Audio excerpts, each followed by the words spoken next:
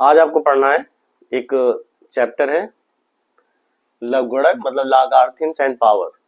ये लगभग हर एक बुक से हटाया गया है, कोई भी बुक हो, ninth high school first year inter. और लॉगरिथम्स को तो हमको लग रहा है हर एक बुक से हटा दिया गया, वो चाहे पीजी से लेके 8 तक हो और 9 से आगे हर एक क्लास से हटा दिया गया। हटाया गया सिलेबस से, लेकिन हर एक क्लास में इसका यूज जरूर है, बहुत ही यूज है। ये लॉगरिथम्स जो आप देख रहे हैं लघुगणक, कुछ बच्चे तो इसको जानते ही भी नहीं क्या है। अगर जब उनसे बोला जाता है यहाँ लॉग लगेगा, लॉगरिथम्स लगेगा, तो वो शॉक्ड हो जाते हैं ये क्या होता है। आज से बहुत साल पहले ये चैप्टर हुआ करता था जो एक छाप छोड़ता था बच्चों के माइंड में। और लघुगणक का मतलब होता है कि एक लघु गणना, मतलब छोटी सी गणना करने के लिए एक छोटा सा रूल बनाया गया था लघुगणक, जिसका यूज अब खत्म ही कर दिया गया। बड़ी से बड़ी गणना को छोटा करने के लिए एक लघुगणक बनाया गया था, एक लॉगरिथम्स चैप्टर बनाया गया था। इसके कुछ रूल्स हैं जिसका यूज अभी भी होता है, वो चाहे इंटीग्रेशन ले लो और डिफरेंशिएशन ले लो, अवकलन समाकलन करो या ठीक है कहीं भी आप करोगे पावर एंड रूल्स लगाओगे। और ये घातांक चैप्टर है पावर, जो रह गया थोड़ा बहुत, इसके कुछ बेसिक फार्मूले हैं जो आपको आने चाहिए। अगर आप ये नहीं आता आपको तो दिक्कत है, क्योंकि आप कैलकुलेशन नहीं कर पाएंगे, वो किसी भी क्लास का कैलकुलेशन है आप कर नहीं पाएंगे। ठीक है, हर एक क्लास में इसका यूज है। और इन दोनों में बहुत ही कॉमन रिलेशन है, दोनों में रिलेशन है एक दूसरे के प्रति। ये इसको इससे लगाया जाता है और इसको इससे लगाया जाता है, लघुगणक और घातांक। एक रह गया और एक को गायब कर दिया है, काम दोनों का है। ठीक है, तो हम पहले तो आपको लघुगणक के बारे में थोड़ा बताते हैं। ठीक है, लघुगणक को लॉग लिखा जाता है शॉर्ट में, लॉगरिथम्स लॉग।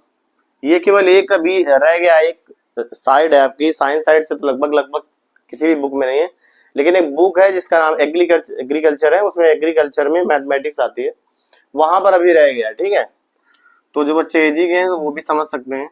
तो लॉग इक्वल टू, जैसे लॉग में कोई भी संख्या ले लीजिए आप, अगर लॉग को लिखा कैसे जाता था, बेस इसका मान लीजिए ई है, हमेशा रहता है लॉग बेस ई, और ए लिखा हुआ है, या लॉग बेस ए एम लिखा हुआ है, हम ऐसे लिख सकते हैं log base A M equal to B. किसी भी संख्या को इस तरह से लिखा जाता है।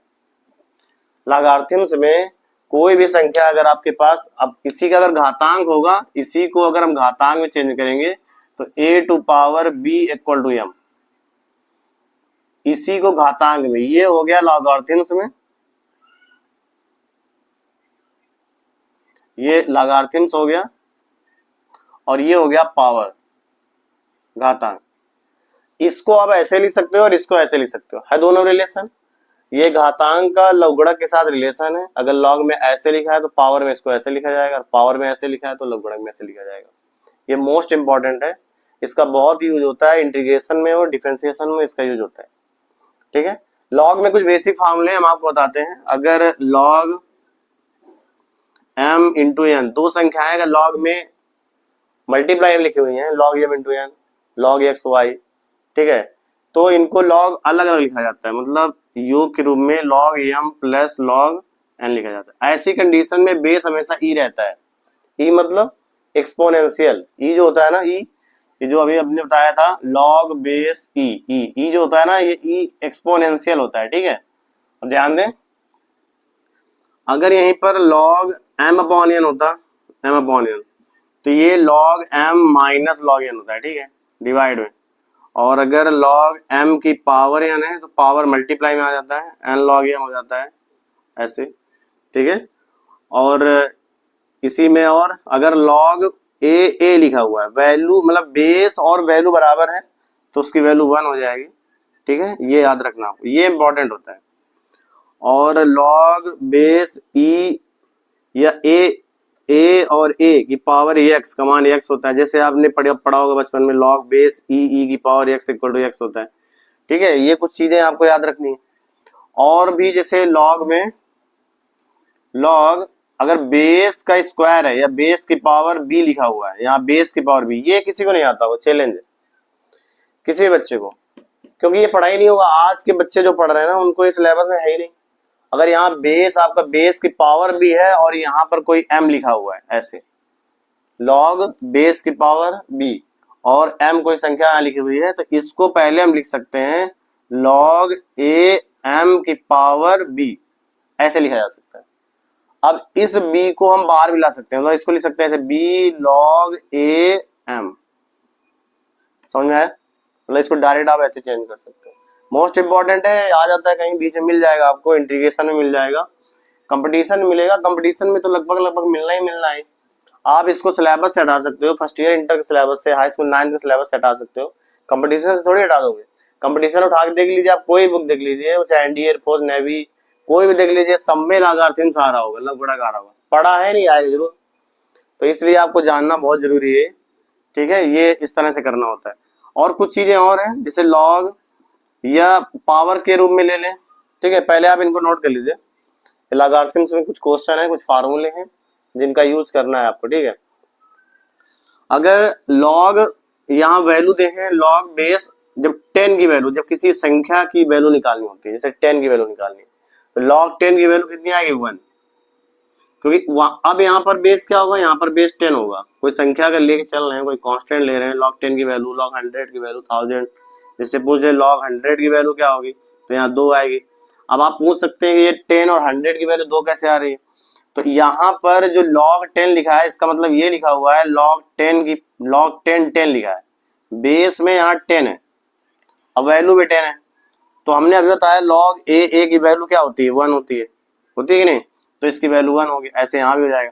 अब ये 100 जो लिखा है ना, ये ऐसे लिखा हुआ है log 10 और 10 की पावर 2। ये जो 100 लिखा है वो 10 की पावर 2 लिखा है। इसको हम क्या लिख सकते हैं? इसको हम लिख सकते हैं 2 बार आ जाएगा, log 10 और इसकी वैल्यू कितनी है? 1, तो क्या आ जाएगा? 2, इसीलिए 2 लिखा हुआ है। बात समझ गए ना? अगर 1000 होगा log 1000 तो 3 हो जाएगा, 4 0 4, 10,000 4, 1,00,000 5। तो आप जितने जीरो होंगे उतनी उसकी वैल्यू होती है, इतना याद रखो आप। लॉग में अगर कोई 1 के बाद जितने भी जीरो आ जाए उतनी उसकी वैल्यू है। ये बहुत आसान है, इसको समझना है। सारे फार्मूले आपको आने चाहिए, जितने भी फार्मूले सारे आपको आने चाहिए, तभी आप कंपटीशन में बैठने लायक हैं, वरना आपको आएगा नहीं, ठीक है। ये छोटे छोटे सिंपल से सवाल आप भूल जाएंगे और नहीं कर पाएंगे, ठीक है। तो ये इतना ये कर लीजिए आप। अब देखो,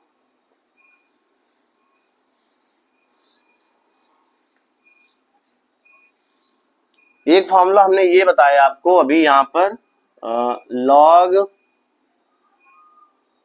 लॉग बेस में am इक्वल टू बी, ये बताया। और इसको हम क्या लिख सकते हैं? a की power b equal to m। इसका यूज कहाँ होता है पता है आपको? जब आप प्रतिस्थापन समाकलन लगाते हैं, प्रतिस्थापन मतलब बाय पार्ट्स, ठीक है, नहीं बाय पार्ट्स नहीं, प्रतिस्थापन, तो वहां पर बाय पार्ट्स मतलब खंडसा होता है। तो यहाँ पर जैसे मान लीजिए आपके पास कोई भी संख्या लिखी होती है, जैसे log बेस ऐसे लिखा होता है, log base e x equal to T. आप कभी कभी ऐसा हो जाता है log x को t मानना पड़ता है, ठीक है। जब भी आप रिप्लेसमेंट करेंगे तो log x इक्वल जैसे आप t मान रहे हैं, log y equal to T मान रहे हैं, log x square t, log sin x equal to T मान रहे हैं। तो वहां पर जैसे मान लीजिए अब यहाँ से x की वैल्यू फाइंड करनी है, तो x की वैल्यू क्या आएगी? इसके अकॉर्डिंग आएगी ना। तो यहाँ a कितना है? a e है, और em कितना है? x है, और b कितना है? t है। तो a की पावर b मतलब e की पावर t, और इक्वल टू क्या हो जाएगा? x। ये लो, ऐसा लिखना होता है, x की वैल्यू आ गई e की पावर t। इसलिए इन दोनों को आना बहुत जरूरी है, ठीक है। ये पेपर में आपको आता रहता है, और समाकलन इसके बिना हो नहीं सकता, आपको मालूम है।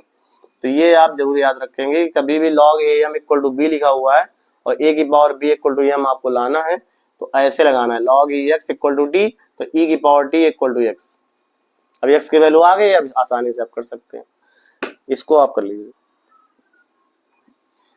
इनको समझिए, बहुत आसान है, ये कहीं मिलेंगे नहीं आपको। अगर आप सोच रहे हो कहीं लिखे होंगे, किसी बुक में मिल जाएंगे, इम्पॉसिबल है, कहीं नहीं मिल सकते आपको, इसीलिए सब बताए जा रहे हैं, ठीक है।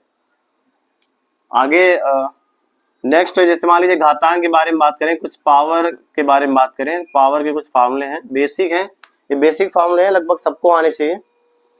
जैसे अगर कोई भी डिजिट लिखी हुई है, a की पावर मान लीजिए ये बेस है, बेस की पावर am, और सेम बेस में पावर इंटू में है, मान लीजिए कोई भी संख्या दी गई है और दोनों की पावर अलग अलग है लेकिन उनके बेस सेम है, तो मल्टीप्लाई कराएंगे तो पावर क्या हो जाएगा? ऐड हो जाएगा। बचपन में पढ़ा होगा, गुणा में घातें जुड़ती हैं, लेकिन बेस बराबर होने चाहिए। ऐसा नहीं है कि बेस बराबर है नहीं और घातों को आप जोड़ दो। यहाँ की पावर 5, यहाँ 3 की पावर 4 है, तो वहां इक्वल होना चाहिए। और अगर बेस इक्वल है और डिवाइड में है तो दोनों की पावर क्या हो जाती है, सब्ट्रैक्ट हो जाती है। ये भी आपने पढ़ा है उसमें, ठीक है।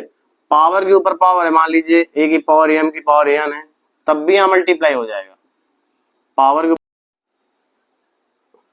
तो यहाँ पर a की पावर 0 इक्वल टू 1, ये आपको याद रखना है, ठीक है, बहुत ही इंपॉर्टेंट है ये।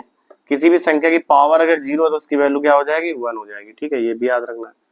और ये बहुत सारे रूल है इसमें, ठीक है, जैसे इसको थोड़ा सा रब कर दे रहे हम, आपके सामने एक रूल और है। जैसे मान लीजिए कभी रूट आ जाता है, रूट में पावर्स आ जाते हैं, जैसे रूट लिखा हुआ है तो रूट के बारे में, रूट ए लिखा हुआ है इसके बारे में तो आप जानते ही हैं। अगर किसी भी संख्या में रूट लगा हुआ है इसका मतलब उसकी पावर 1/2 है, ठीक है। तो ये पावर a की पावर 1/2 हो जाएगी, ऐसे क्या हो जाएगी, रूट a की पावर 1/2 हो जाएगी। कभी आपने सोचा है कि रूट a का मल्टीप्लाई रूट a के साथ कराते हैं तो a आ जाता है? कभी आपने सोचा है रूट a का स्क्वायर करते हो तो a आ जाता है? कैसे आ जाता है, देखिए आप कैसे आ जाता है। अब देखो रूट ए 2 है ना, तो आप क्या लिखेंगे, a की पावर 1/2, a की पावर 1/2, बेस सेम है ना, पावर ऐड हो जाएगी, 1/2 ऐड करो कितना आएगा, एक आ जाएगा, a आ गया। ऐसे होता है स्क्वायर, रूट a का स्क्वायर a होता है ऐसे, ठीक है। वो कोई जादू नहीं है कि रूट गायब हो जाता है, ठीक है, वो एक रूल है। और किस तरह से उसको ऐड करने के बाद 1 होता है पावर, ये आपको याद रखना होता है। किसी भी डिजिट में पावर 1, मल्टीपल 1, डिवाइड 1 हमेशा रहता है, ठीक है। जैसे यहाँ पर डिवाइड में, मल्टीपल में, पावर में ये रहता है। अगर यहाँ पर रूट a की पावर n लिखा होता, रूट भी लगा है और a की पावर n भी लिखा है, कोई संख्या लिखी है, 3 लिखी है, 5 लिखी है, ऐसी लिखी है जिसका स्क्वायर रूट नहीं कर सकते हम, तो ऐसी कंडीशन में a की पावर और ये n तो रहना ही रहना है, और इंटू में 1/2, इंटू क्या रहना है 1/2, क्योंकि रूट का 1/2 रहता है, पावर के ऊपर पावर मल्टीप्लाई, तो आप जानते हैं n/2, याद रखेंगे कि इस तरह किया जाता है। कभी कोई संख्या ऐसे लिखी होती है, कोई डिजिट ऐसे लिखी होती है, जैसे मान लीजिए a की पावर an लिखा हुआ है और इधर भी लिखा हुआ है b, मान लीजिए ऐसे, ठीक है, कोई भी डिजिट लिखी हुई है उधर, तो या 2 लिखा हुआ है, b लिखा हुआ है, तो ये जब n उधर जाएगा ना तो ये हमेशा b की पावर 1/n में जाता है, ये भी आपको याद रखना है। ये पावर है, इसके बारे में आप समझिए, अगर आप समझेंगे नहीं तो क्वेश्चन लगा नहीं पाएंगे। बहुत सारा ऐसा कैलकुलेशन है कि पावर एंड रूट्स की वजह से, पावर की वजह से आप कर नहीं पाते, ठीक है। घनमूल होगा, मान लीजिए यहाँ स्क्वायर रूट था, अगर मान लीजिए यहाँ पे 3 रूट है, 3 रूट a लिखा हुआ है तो इसकी पावर 1/3 हो जाएगी, ठीक है। ये सारी चीजें आप याद रखिए। 5 होगा तो 1/5 हो जाएगा वहां पे, ये पावर है, इसके बारे में आप याद रखिए। तो पावर, ये लघुगणक एंड घातांक, पावर एंड रूट से, रूट भी आता है इसी में, मतलब घातांक में कुछ चैप्टर है, जैसे रूट का है, क्यूब रूट का है, ये सब आपको पढ़ने हैं। तो सबसे पहले जो बेसिक फॉर्मूले हैं उनको आपको समझना है, अगर ये नहीं आया तो फिर दिक्कत है, ठीक है। जैसे आपने फॉर्मूला पढ़ा होगा, root a plus root b का होल स्क्वायर, ऐसे पढ़ा है, तो आपने पढ़ा a plus B plus 2 root A B, ऐसे पढ़ा है। अब ये रूट यहाँ से गायब हो गया, जादू तो है नहीं, रूट a का स्क्वायर ऐसे ही किया है, रूट a का स्क्वायर किया है तो ये आ गया a, ऐसे रूट b का स्क्वायर किया तो यहाँ b आ गया, अब plus 2 root A B, root A B का गुणा कराएंगे तो रूट ए बी हो जाएगा। जब तक इनमें रूट सेम नहीं होगा गुणा नहीं हो सकता, जैसे हमने रूट ए बी करा दिया, ठीक है। एक में घनमूल है और एक में रूट है तो मल्टीप्लाई नहीं होगा, दोनों अलग अलग रहेंगे, ये भी आपको याद रखना है, ये भी पावर के ही अंडर में आता है। तो जब तक इस पावर के बारे में आप नहीं समझेंगे, कैलकुलेशन आपका थोड़ा स्लो रहेगा। आप भले ही किसी भी बड़ी क्लास में हैं, आप कंपटीशन तैयारी करते हैं और आप समझ रहे हैं कि मैथ मुझे आ रही है, लेकिन अगर पावर और ये लघुगणक नहीं आ रहा तो कहीं ना कहीं आपका कैलकुलेशन धीमा रहेगा, ठीक है। तो ये आपको समझना है इसको।